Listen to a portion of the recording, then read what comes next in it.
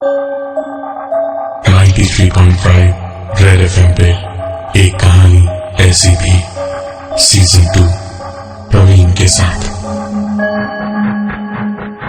मेघना वो बस सोने ही जा रही थी कि तभी उसकी डोरबेल बजी। गर्मियों की दोपहर में जरूर स्नेहा ही होगी, यही सोच के दरवाजा खोला तो सामने देखा हाथ में खाने का पैकेट लिए एक लड़का खड़ा था। मेघना ने 2 घंटे पहले ही लंच ऑर्डर किया था। उसने खाना खाए हुए 1 घंटे से ज्यादा भी हो चुका था। मेघना ने उस लड़के से कहा कि खाना तो 2 घंटे पहले ऑर्डर किया था और खाना तो वही लड़का दे के जा भी चुका था, फिर दोबारा क्यों आया है? सुनकर लड़के ने कहा, नहीं मैडम, मैं तो अभी आया लंच लेके आपका। मेघना समझ नहीं पाई कि वो लड़का झूठ क्यों बोल रहा था। बहसबाजी हुई और आखिरकार मेघना ने गुस्से में उसके मुंह पे दरवाजे को बंद कर दिया, ये कह के कि अगर वो गया नहीं तो वो रेस्टोरेंट में फोन करके शिकायत करेगी उसकी। और नाम भी देख लिया था मेघना ने उसकी शर्ट पे, अवनीश नाम का बैच लगा था। मेघना दरवाजा बंद करके अंदर जाने को हुई कि तभी न जाने उससे क्या सूझी कि एक बार पलटकर आई होल से देखा तो अवनीश वहीं खड़ा था। मेघना को इस बदतमीजी पे बेहद गुस्सा आया। उसने थोड़ी देर बाद एक नजर फिर देखा तो अवनीश अभी भी वहीं खड़ा था। मेघना तो गुस्से से लाल हो चुकी थी। उसका बस चलता तो मार ही डालती उस लड़के को। दरवाजा खोल के बोल ही रही थी कि मैंने कहा ना तुमसे कि खाना। अपनी बात पूरी ही नहीं कर पाई मेघना, क्योंकि बाहर कोई नहीं खड़ा था। मेघना थोड़ा और बाहर निकली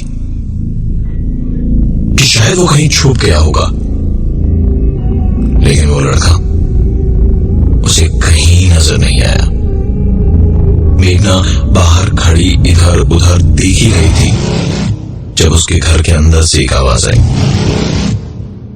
मैडम 250 रुपए हुए हैं खाने के।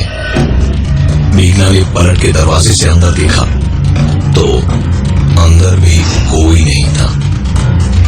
डर, गुस्सा और घबराहट मेघना को एक साथ महसूस हो रहे थे। उसने डरते हुए घर के दरवाजे को बंद किया और नीचे सिक्योरिटी के पास गई। उनसे पूछा कि कौन कौन आया था उसके फ्लैट में। तो सिक्योरिटी ने बताया कि 2-2.5 घंटे पहले एक डिलीवरी बॉय खाना लेकर आया था और तो कोई नहीं आया। मेघना ने सिक्योरिटी से कहा कि उसे सीसीटीवी फुटेज दिखाए।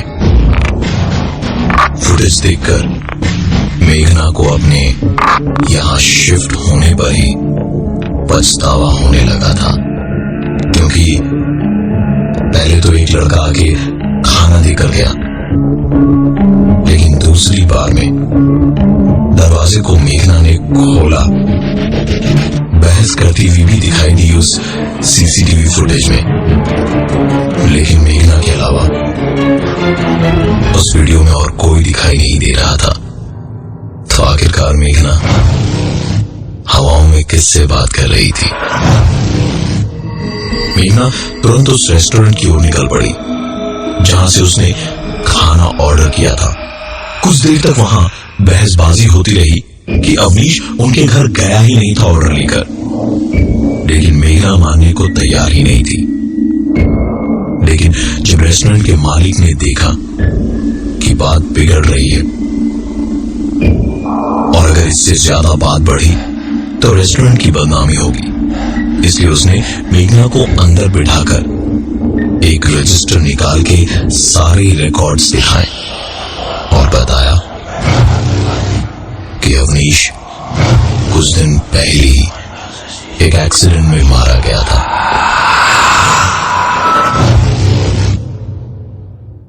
के लिए ये मानना मुश्किल था, लेकिन अपनी बिल्डिंग की भी फुटेज उसने देखी थी। यकीन न करने के अलावा कोई और चारा भी नहीं था उसके पास। उसने वहां से वापस अकेले उस घर में ना जाना ही बेहतर समझा। स्नेहा, जो उसकी दोस्त थी, उसको फोन करके रास्ते में ही मिलने को कहा। स्नेहा को रास्ते में सारी बात जब बताई तो वो मेघना की थकान को और शिफ्ट होने के स्ट्रेस को जिम्मेदार बताने लगी और कहा कि अभी जाके आराम करेगी तो सब ठीक हो जाएगा। दोनों वापस पहुंचे और बातें करते करते शाम हो गई। देर रात सोचा कि अब सो लिया जाए, तो बस आंखें मूंदते के साथ ही मेघना दरवाजे को खोलने उठी तो स्नेहा ने पति की बात कही कि इतना सब कुछ होने के बाद वो अकेले दरवाजा नहीं खोले, साथ साथ 2 कदम पीछे ही चल रही थी स्नेहा।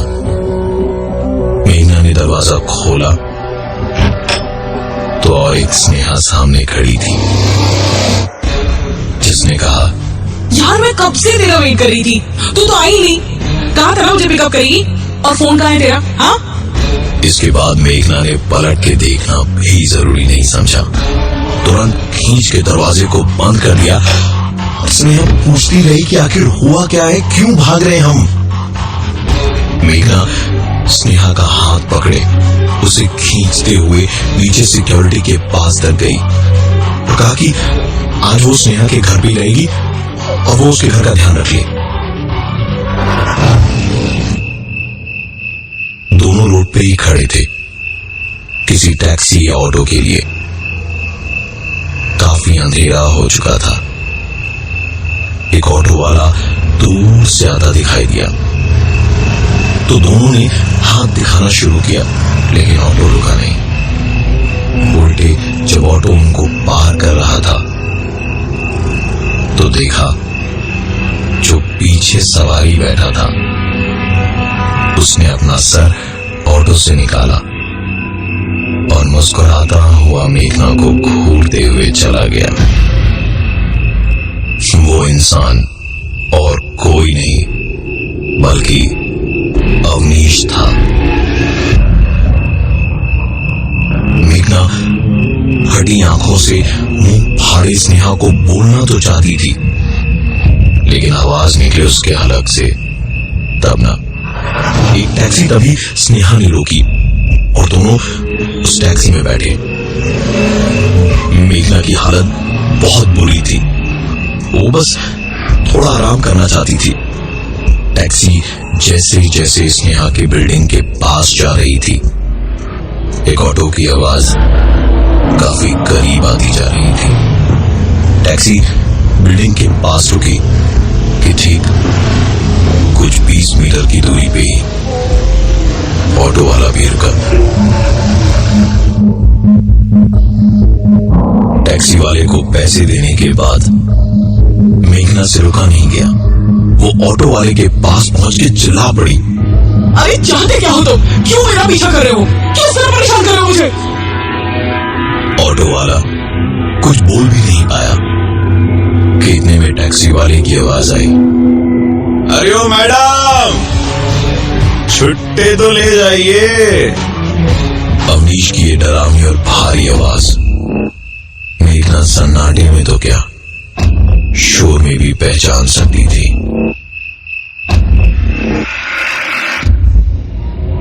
मेघना ये देखकर एकदम पसीने से तरबतर होकर अपनी नींद से जागी।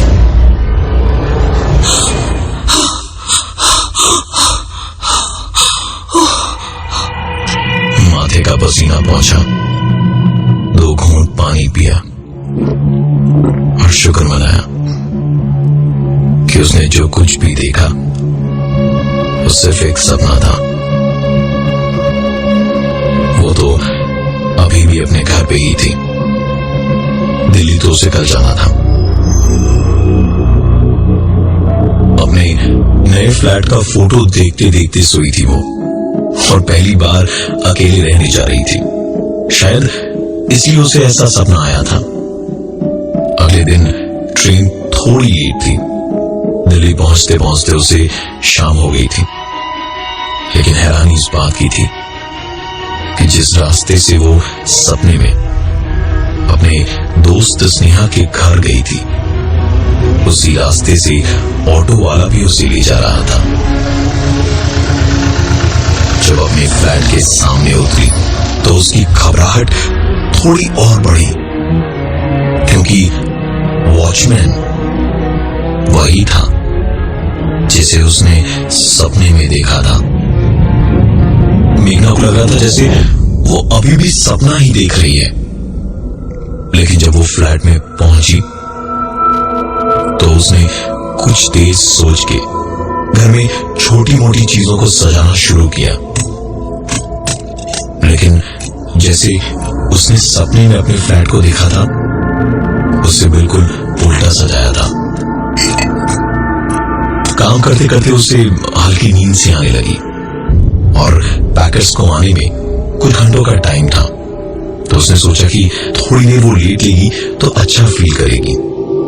तकरीबन 2 घंटे ही सोई होगी मेघना कि जब उसकी आंख खोली और उसकी नजर अपने कमरे पर पड़ी तो उसको सच और झूठ पर यकीन करना मुश्किल लग रहा था, क्योंकि उसका कमरा बिल्कुल वैसे ही सजा था जैसे उसने अपने सपने में देखा था।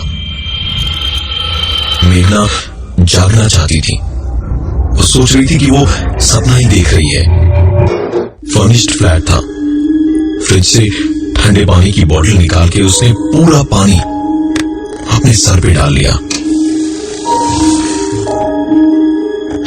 लेकिन उसकी नींद नहीं टूटी, क्योंकि वो सो ही नहीं रही थी। ये सब सचमुच में उसके साथ हो रहा था कि तभी उसका फोन बजा। चेक किया तो एक मैसेज था, आपके सामान की डिलीवरी करने हमारा एग्जीक्यूटिव अवनीश कुछ ही देर में आपके घर पहुंचेगा, थैंक यू। मेघना ने तुरंत अपने फोन को ऑफ करके फोन को बिस्तर पर फेंक दिया, जैसे फोन में शायद कोई करंट हो। मेघना वहीं जमीन पर बैठी अब तक घटी सारी चीजों के बारे में सोच ही रही थी। तभी उसका स्विच ऑफ किया हुआ फोन जोर से बज उठा।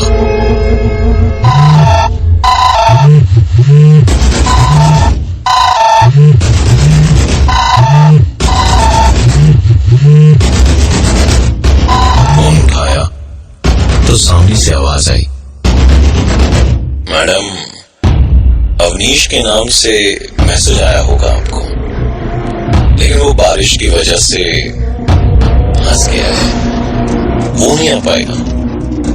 मेरा नाम विजय है, मैं आपका पूरा सामान लेकर आया हूं, बिल्डिंग के नीचे ही खड़ा हूं। मेघना इस आवाज को कैसे भूल सकती थी? इस आवाज ने पिछले 2 दिन में मेघना को डर का सही मतलब समझा दिया था। इसे भूलना इतना आसान नहीं था। मेघना अपने आसपास अपनी हिफाजत के लिए कुछ सामान ढूंढने लगी कि तभी उसका इंटरकॉम बजा।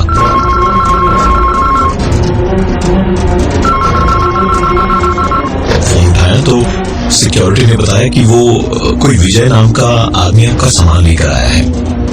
मेघना एकदम से बिफर के बोली, जो कुछ भी हो जाए उसे वहीं रोक के रखे, वो खुद आके देखेगी। 4 लोग आसपास होंगे तो डर भाग ही जाता है, लेकिन उन 4 लोगों तक पहुंचना ही तो असली लड़ाई थी। दरवाजे को खोलते के साथ ही मेघना जैसे पत्थर हो गई थी। सामने अवनीश खड़ा था और उसने मुस्कुराते हुए कहा, क्या हुआ मैडम, आज एक भी फोन नहीं किया आपने?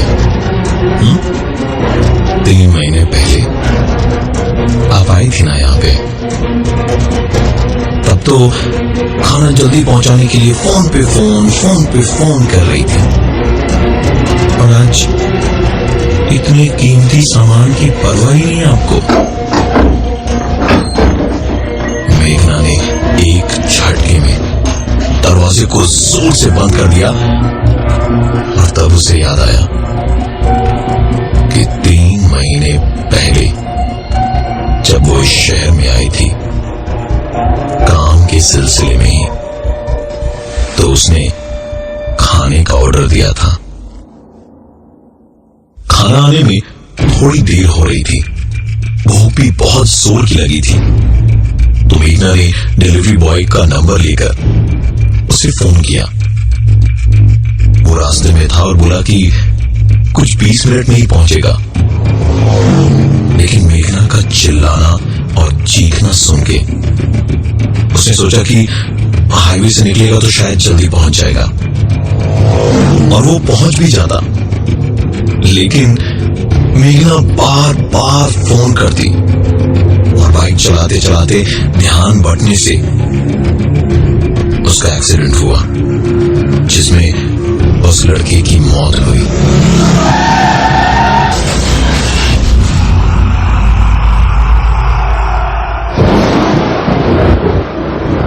मेघना को अब अपनी गलती का एहसास हो रहा था। उसने स्नेहा को फोन किया।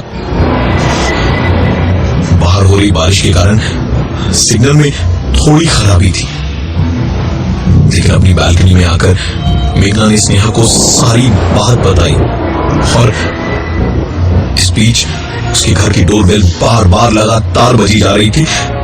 तभी घबराहट में मेघना का पैर उसकी बालकनी में फिसला और फोन पर ही स्नेहा को सुनाई दी मेघना की चीख।